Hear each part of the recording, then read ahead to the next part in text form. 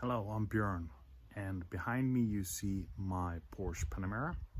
It looks like a very standard 2010 Porsche Panamera, but this one hides a bit of a secret that I'll show you shortly. As you can see, it looks like a very standard Panamera S, 10 years old.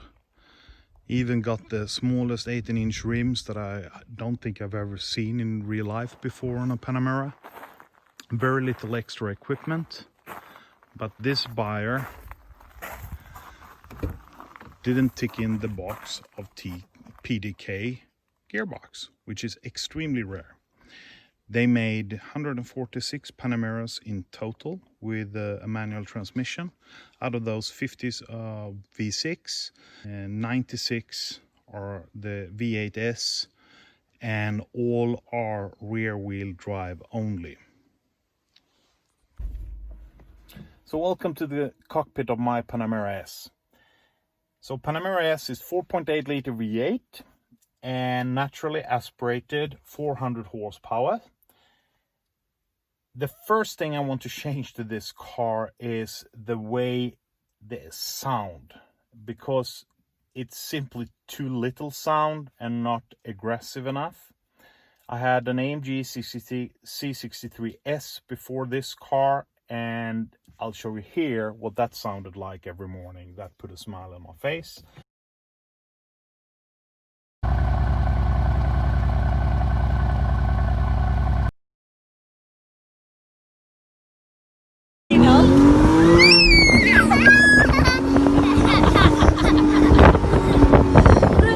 This is how the Panamera sounds.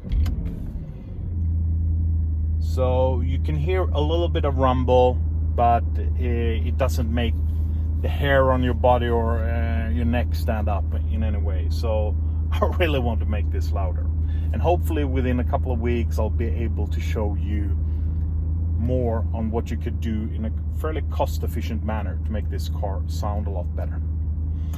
I'll take the car for a drive now, and I'll reconvene in the video when I'm at more dynamic roads to show you what that's like.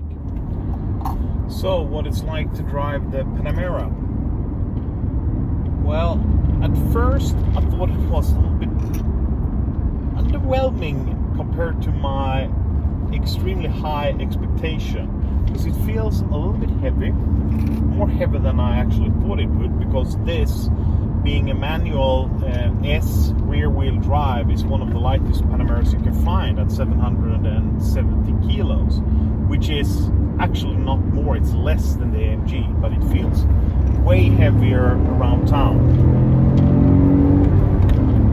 But once you start to attack it actually lightens up. When you put it more on its toes, it feels lighter than it is.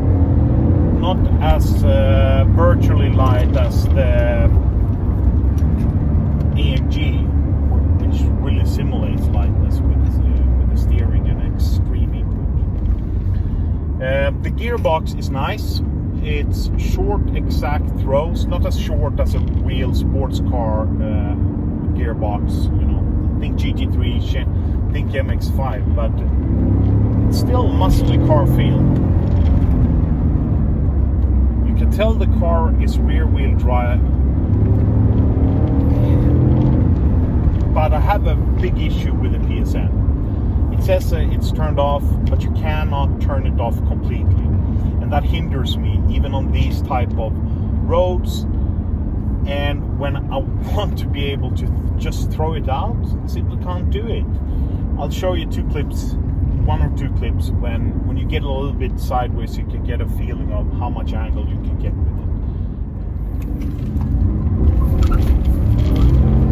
it. So there you could see that I got it sideways, and when I wanted to hit it to get more sideways to move the car out on this side of the road, it wouldn't let me get to more angle than that. So there, when I got it sideways, it still kicked in. If it wouldn't have kicked in, I would have been able to hold it a little bit longer, and in normal driving, when you just try to get it drifting by throttle, that's impossible. You need momentum, like I did there. You need to throw it in, then you'll be able to kick it out a little bit, but not much. I do feel that the car itself has a real nice balance to chassis, especially when it starts to let go. You have a lot of time.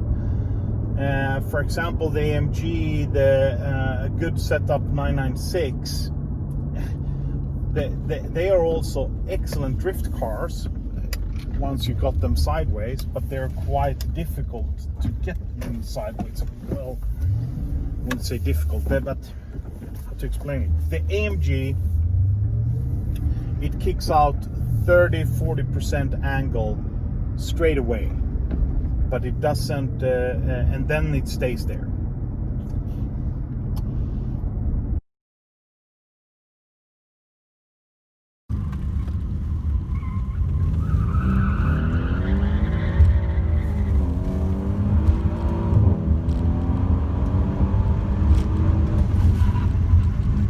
Let's say you're tense, you need to be on top of that car. This car, you know, you can see it's a long wheelbase car, so it's much nicer.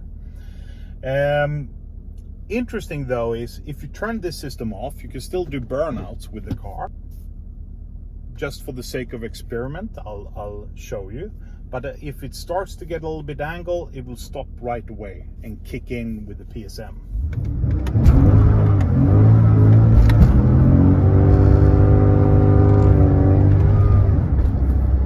So yeah, it works for doing burnouts, but it's not as muscle car throaty as a modern bi-turbo car. But it's quite interesting that it lets you do that, and as soon as you start to get a bit drifting, it tells you no.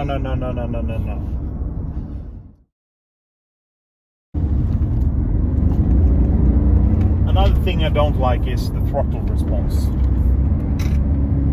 It's okay when you're up in higher revs, but it's still extremely slow throttle response, and it feels like it's almost like a delay of a 10. There you can see I lost a bit of traction, but I didn't want to step out whatsoever. I now drive it in the softest setting, simply because this road is very, very bouncy. There, I let off the throttle a couple of tenths before the engine actually starts to wind back and give me the engine plate. Just, it's not good, huh? That's not why I bought a natural aspirated car.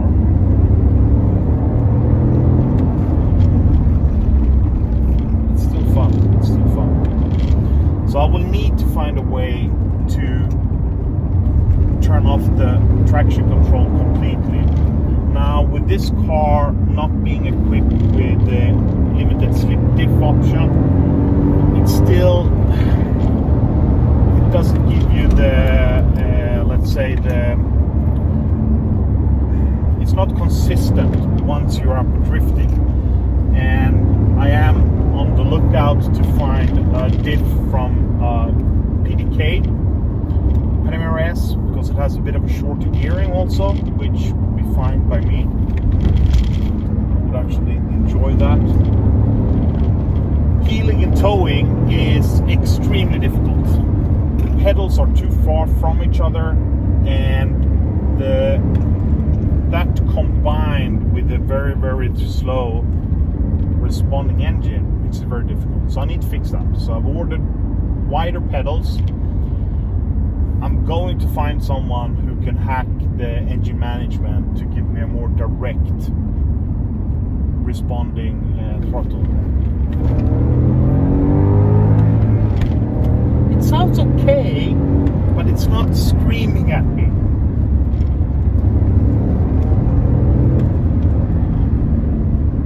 It's surprisingly fun. The suspension is soft, but that's not too concerning for me, because I've ordered Bilstein V6 Damptronic, so the electrically controlled ones working with the PSM, so I'd still be able to set it in comfort, sport, etc.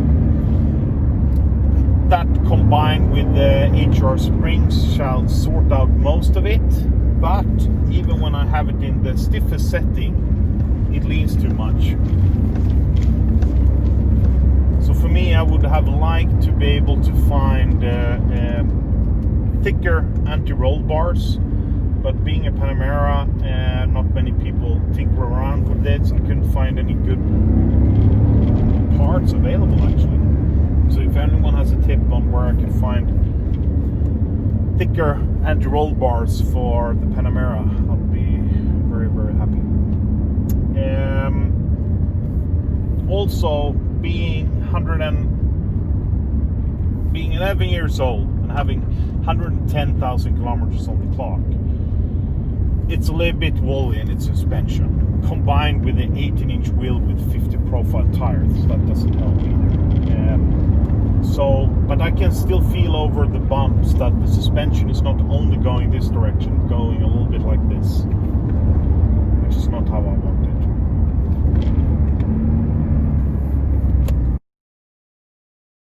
Arguably, you only need heel and toe when attacking, but one of the perks I think about driving a manual gearbox car is that I can engage with it even when I'm driving slowly, driving around town, and that's why I want a throttle that's highly responsive at low. So the engine is running. I've got it in sports mode, and if I'm in low reds, this is what it hardly jumps up 100. This is in sports mode, which means to be able to do an heel and toe, you need to actually hold it down for quite some bit. And even now, I only manage about 3,000 RPM. Get back to you once I've tried out all the upgrades, and I'm gonna do new videos to see if we can really make the Panamera into a great sports sedan. I actually think we can make it into a muscly, great sports sedan, but it requires some work from the factory. I think